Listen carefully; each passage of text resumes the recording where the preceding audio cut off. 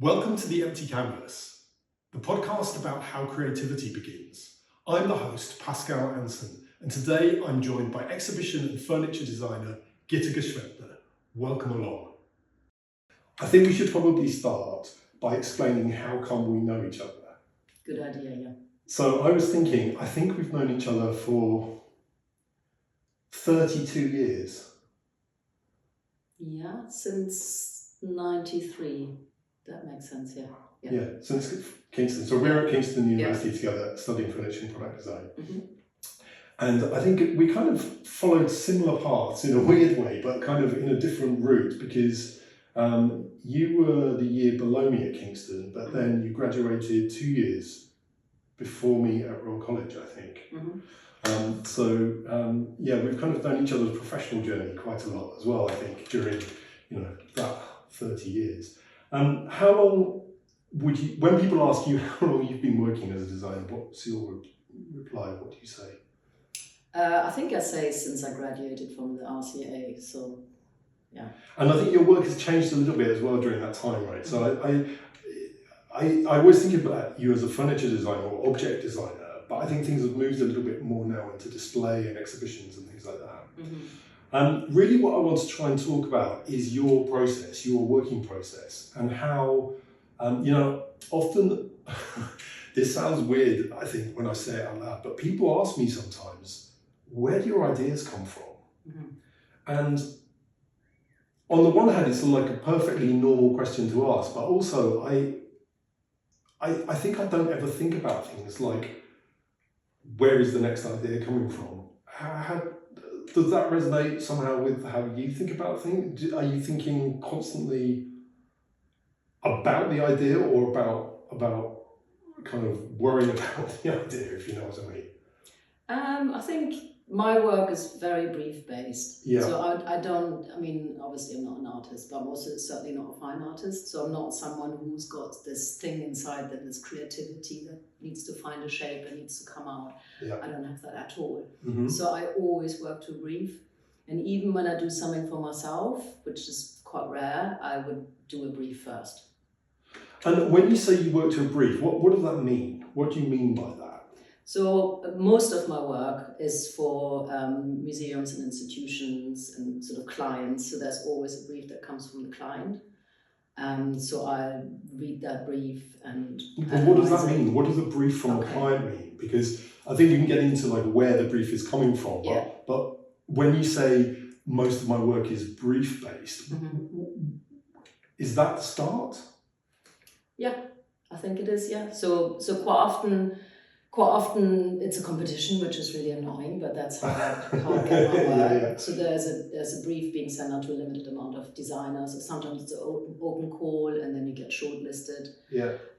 So it's usually an institution, and I work for cultural institutions, so they would give you a brief where there's a certain design problem. Quite often it's exhibition design or public realm installations, that kind of thing. So you said problem there.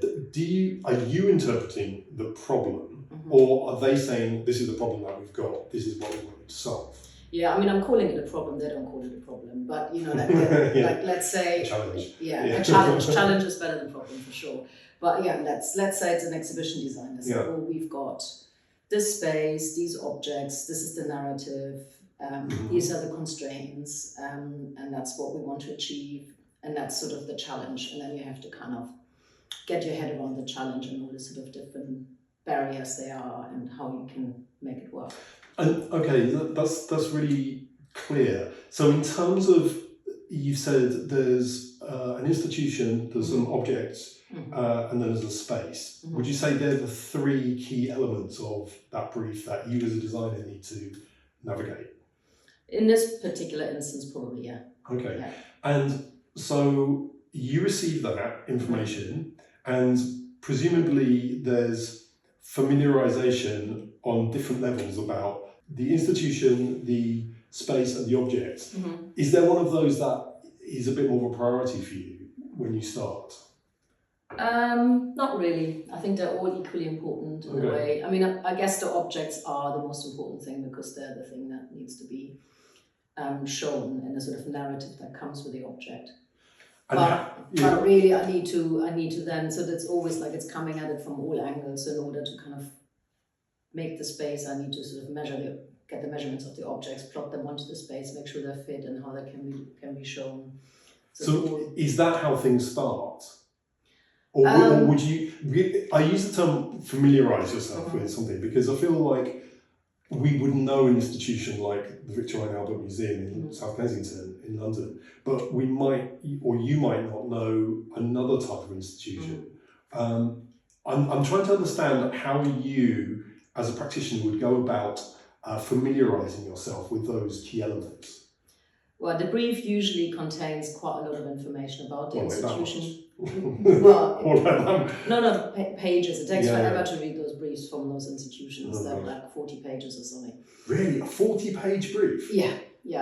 Because it has all sorts of things about, like, this is what the museum is about as a general, and this is what that department is about. This is the kind of visitors they attract. This is there's a huge amount of information. So that's how you familiarize yourself with the institution if you haven't been there yet. And then sometimes I go and visit the museum to have a look, to get my own idea about it. So there's a huge amount of information in the brief. So there's often pages and pages about what the institution is about, what kind of people come to visit them, and then what particular exhibition, which proportions of the sort of usual visitors that they want to attract. So there's a lot of information in the brief. That sounds heavy. It is, yeah. So when you're dealing with like that amount of data, how do you kind of reset your creative mind to think, okay, well, I've now assimilated all this stuff about viewing figures for Q4 of 2024 and age ranges and distance people have travelled and all that stuff, which might affect you as a designer, but probably won't. How do you kind of reset and start to think creatively about how you inject your own character design into the project? That's why it takes a lot of time. I was speaking to a director of a museum recently and telling him about this project. And I said, well, it takes a day to read the brief. And he looked at me like, what? Because obviously, if it was just a reading, it wouldn't. But it takes a really long time because you kind of speed read it first, and you read some bits, and you come back to bits. You just let stuff percolate in the background, and so you don't have the same sort of intensity of focus for each part of it. So you go quickly over those sort of visitor numbers, but then you kind of go like, oh, this is the idea they want to bring across, and you spend a bit more time on that, and then you go back to something else. And so it takes a lot of time. So do you think you've developed a skill about extracting from a brief what the key aspects are that the client needs? I think so, but you never know, right? I mean, you only ever do what you do. I've never worked for anyone else. I've never seen other people do that kind of stuff. Yeah. So you just do what you think is right. And okay, that's, I think, really, really clear, and I kind of understand how you move forward. Can I ask you, what would be the first step for you as a designer? So I'm understanding that there's a lot of kind of assimilation and understanding of what happens, which is all kind of like you as a designer absorbing information. How do you start outputting ideas? How do you start after you've read and understood the brief? What's the next thing that you do? I usually make notes of the sort of key points that the brief wants to sort of address, and then, like language notes. Yeah, I write stuff. Yeah, write stuff. Like, okay. What's important to them, and I think again it's that thing of kind of again digesting information, because if you're writing it down, even if you're just copying words from there that stick with you, they kind of stick a bit more in your head. I do that. Yeah.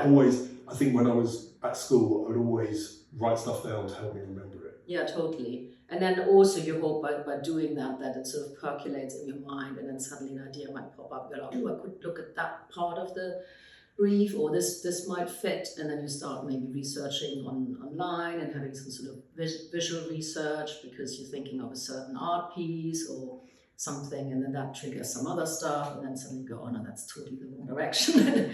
But yeah, that's the sort of process, I suppose. So it goes from writing something down. I mean, I don't want to put words in your mouth, but would you then say that it's about making a connection from those words to something else? Is that something maybe visual or a connection to something, another word? It's both. Sometimes I go from word to word to word, Mm-hmm. and sometimes I go from sort of a bunch of words and I go like, oh, that type of thing kind of conjures an image. Yeah. Or sometimes you go in a different direction. You're like, okay, I need to think about materials. These materials come to mind, or colors. So it's Wow, okay. It depends. But is it a connection, do you think? It's a connection, yeah. Okay. Yeah. So I just want to be clear on this. So you've understood everything. Mm-hmm. You've started to kind of reprocess it by writing lists or writing words or collections of words.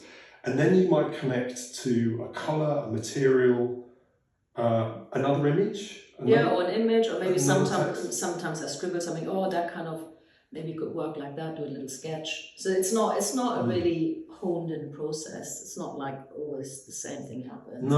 Sure. Whatever pops, Yeah. Okay. Yeah.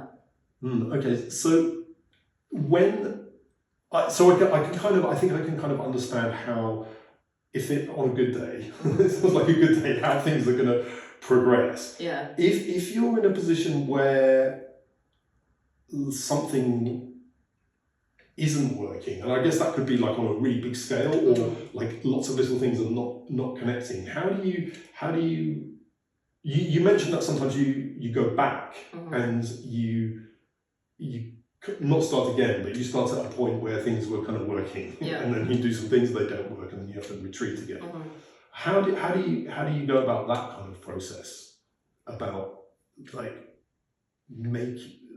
not really developing the idea, but making sure that all those things that you're thinking about kind of gel together. You just try them out, and then if they don't work, sometimes you need to take a break and do something else. Oh, like what? What do you mean a break? Like go play tennis? Or work on another project that you need to work on, or have lunch, or whatever, and then come back to it. Sometimes you go like, oh, that's not working at all, get frustrated, and then you leave it for a bit, and then something comes along. And do you think as you've gotten better as a design practitioner, do you think you can trust yourself more that, oh, I just need to go and have lunch, and then an idea will come? Or do you still have this kind of fear of like, or do you still have this fear of, maybe that's it. Maybe one doesn't have more ideas. I think I trust that there will be an idea. You don't always know whether it's going to be the best one. Where does that trust come from? I guess it's from the what did we say, how many years it was? That many years of doing it. At some point you just go like, that's going to be fine. I see that sometimes with younger designers, and I always think that, I'm probably not going to say this the right way, but good designers can make something good out of kind of anything, or even a bad situation. And some people, it's not always a good situation, or often not a good situation, but lots of times it's a good situation, and that's not really where you see people that are really, really good, because I think with something not very interesting, something boring to start with, or something that's been done lots of times, the confidence it takes to think, it doesn't matter, I'll still do something good. I think that's always like a really interesting light I see in people, where I can see that their confidence is telling them, I can make something good out of this. But I think maybe other people, you need to do that lots and lots and lots of times to build that confidence, to realise that you can make something good out of anything. And sometimes I think as designers, sometimes we kind of dig our own holes, and we kind of put obstacles in our way in order to make it difficult, to test ourselves, to see whether we can kind of overcome that thing. I don't know what you feel about that. I guess I'm trying to understand this path from getting a brief to starting, and how kind of smooth that is, or whether the road's quite rocky. It depends. Some projects are amazing, where you just go like, oh my god, this feels almost too easy. It's really falling into place, and the client loves it, and I love it, and that's great. And sometimes it's not like that, and sometimes you have the initial ideas and you go like, ooh, this could be interesting, and then you also know, I'm just going to stop here, because I know once I start trying it might not work. You get that sometimes. But I'm interested in this idea of things being easy or difficult, because I think, there's a trope of the kind of tortured artist being, like everything is really difficult.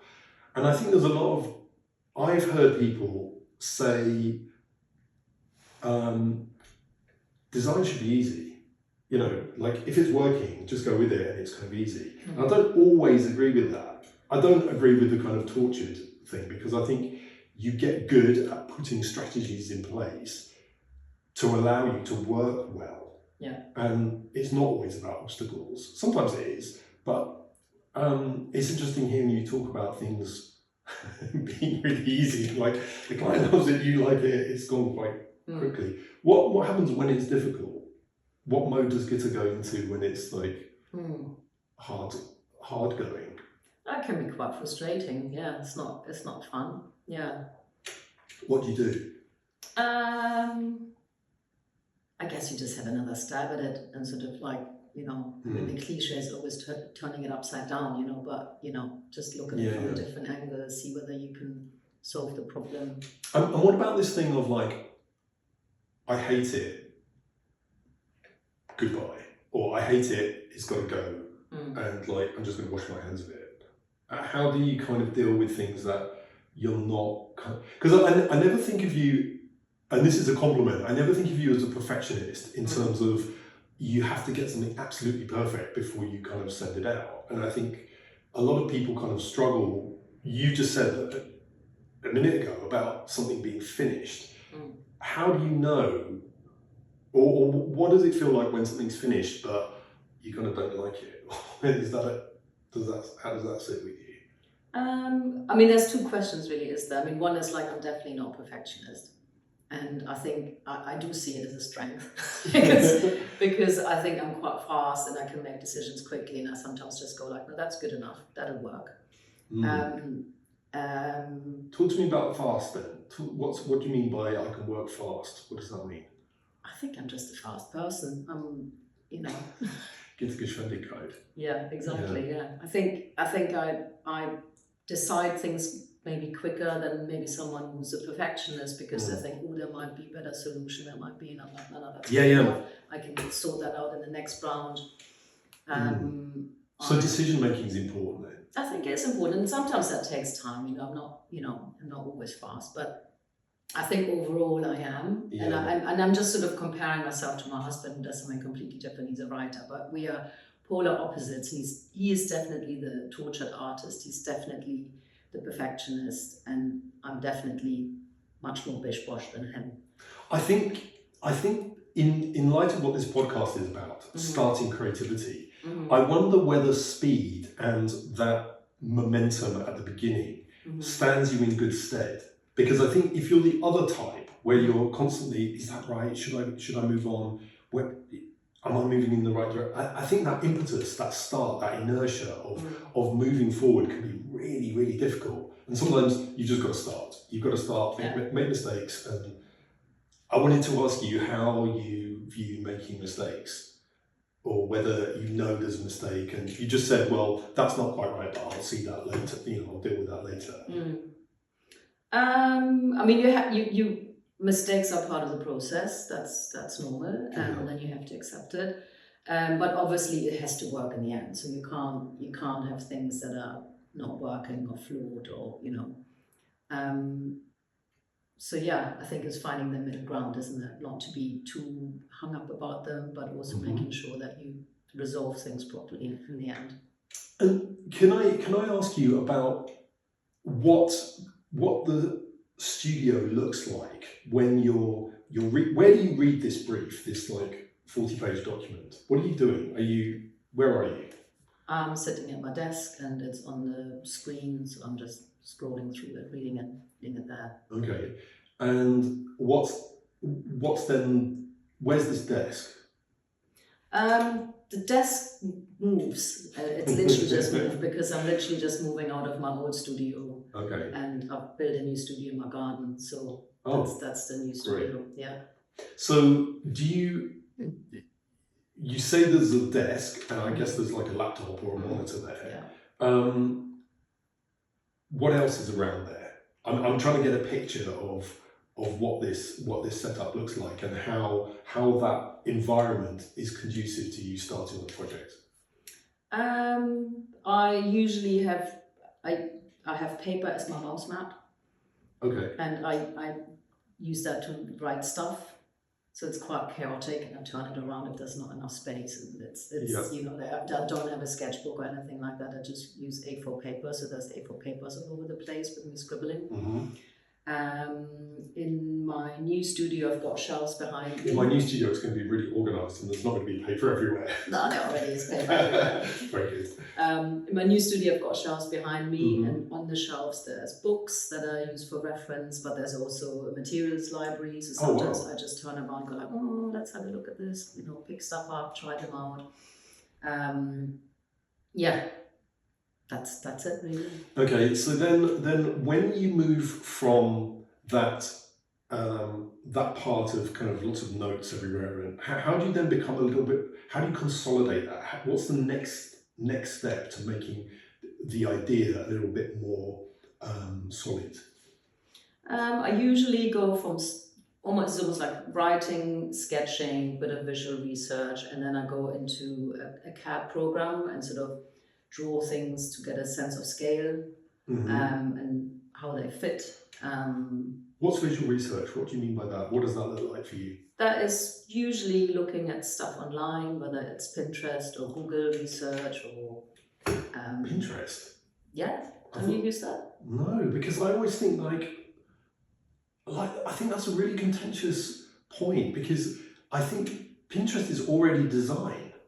And I think it's this is really personal, but I always believe that if you're being a fashion designer, you draw inspiration from lots of other things, from architecture, from vegetables, from the sky, but whatever.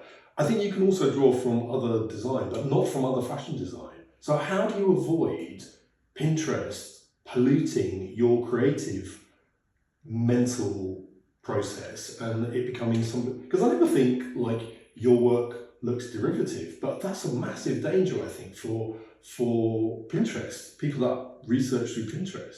Not really, because I'm not researching exhibition design. Oh, what are you looking at? I'm looking at usually art. Oh, okay. Yeah. So I might kind of go, I'm thinking of this Richard Serra thing, and I kind of Google that or Pinterest that. Yeah, okay. And then I see a sort of shape, and then maybe that brings up some other visual kind of cues. But it's not exhibition design or furniture design. Because that's really key, right? Because if you were doing that, then we can't stop our minds but being influenced by other stuff. And I consciously stay away from that. Mm-hmm. But it's hard. It's really hard to not see other. Okay, so it's art that I'm looking at. Yeah, great. Or architecture, or or landscapes or something, but definitely not design. No. Okay. Yeah. That's really. I think that's really good to clarify. Mm-hmm. Yeah, you looked a bit shocked there. Yeah, I was. No, what have I done? Yeah, I just because I'm such a big believer that design. Inspiration shouldn't come up from other design in the same field. It can come from an adjacent field. Yeah. Because I think it's kind of easy, isn't it, to start just looking through stuff, and then I think before you know it, you think it's your own, and it's not really your own. Yeah, and it's also not that useful really if you look at other designs, because the problem is different, and you don't just want to copy the style. That's not really what it's about, is it? No. So. But I mean, in the past, it's funny when you think about how on earth did I work before the internet, and you had like a limited selection of books, and you might be re-looking at the same books over and over again, whereas like now it's like everything is out there.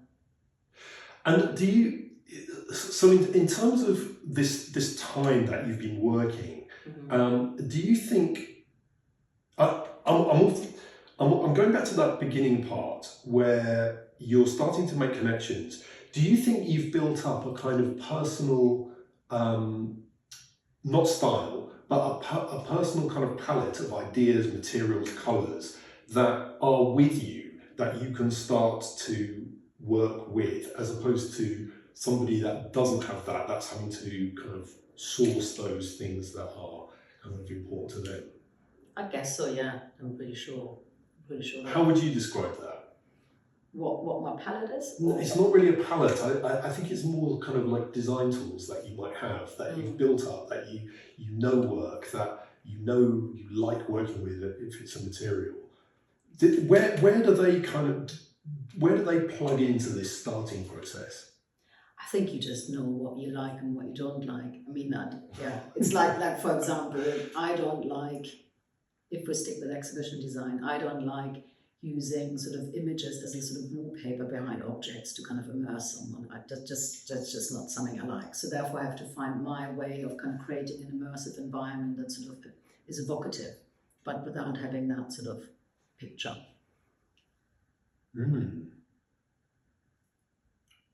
Okay, that makes sense. What about things like materials, though? Do you think you have a kind of preset? I suppose it's almost like design presets. Does Gitta come with some presets that you're either aware of, or maybe they're a bit kind of subconscious, that you think, well, I've had success with that before, therefore I can carry this forward in a different way for this next project? I think so, yeah. I mean, I don't do it consciously, but if I look through what I've done a lot of stuff with transparency. It keeps cropping up in different ways. But I don't go like, oh, how can I make this into transparent? Yeah. Not at all. But I guess it's like, I don't want to have some sort of, MDF walls that are painted a colour. I wanted to be a bit more interesting, and then next thing you know, I've ended up here again. But in very different ways. Like I've done exhibitions where I'm using gauze, so it's a fabric. I've done exhibitions where I'm using perforated metal, or I've had installations of strings that are in a row, so they become like a transparent screen. So it's different things, and I've arrived at them in different ways. But if you look at it, it's like, oh, here we go again.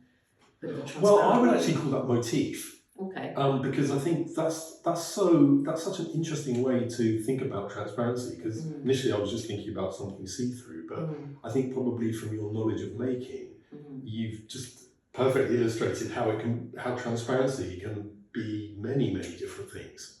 Yeah. But then you went, here we go again. It's just I think once I had a meeting with a sort of potential client, and then she said like, oh yeah, if I ever need anything with transparency, I call you. And it's like, oh, ouch.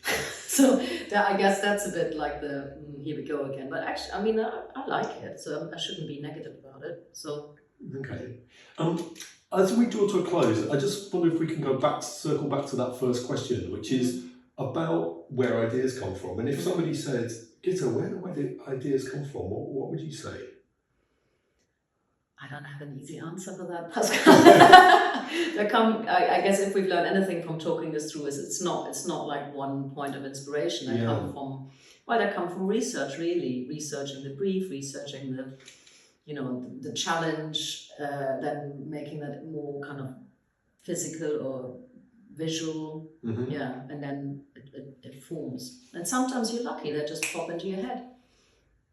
Yeah. I think I was quite young when somebody asked me that, where has your idea come from? I was probably at 14 at school, and I didn't know how to answer it. And I suppose now I'm still to the point of this. I'm still trying to get to the point where I'm trying to really pinpoint where ideas come from. I've got some rapid fire questions for you to finish. Yeah. Okay. So pencil or marker? Definitely not marker. Pencil, yeah. Analog or digital? Both. Okay. Monochrome or colourful? Both. Big sketches or little sketches?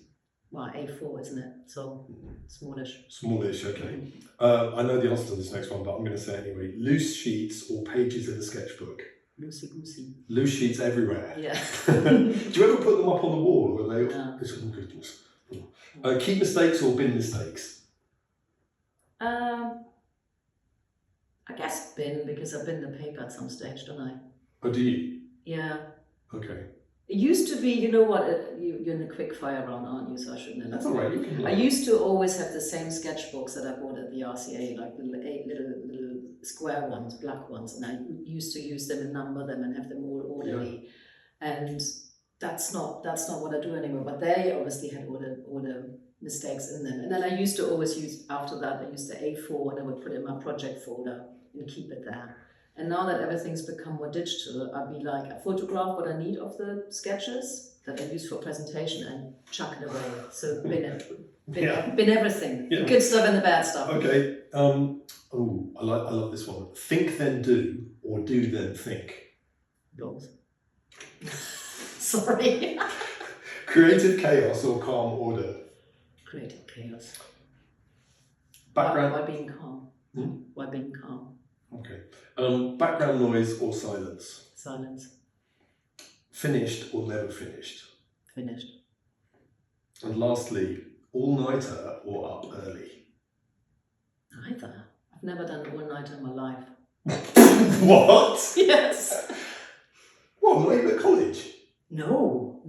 I'm done at 6. Who are you? Told you, I'm fast. Wow, okay. So... I think the latest I've gone is 11. That's good going.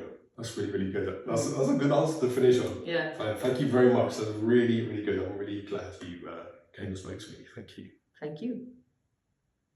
Thank you to my guest, Gitta Gschwendtner, on this episode of The Empty Canvas. Please like and subscribe, and maybe send this to somebody that you think needs a bit of a nudge on their own creative journey.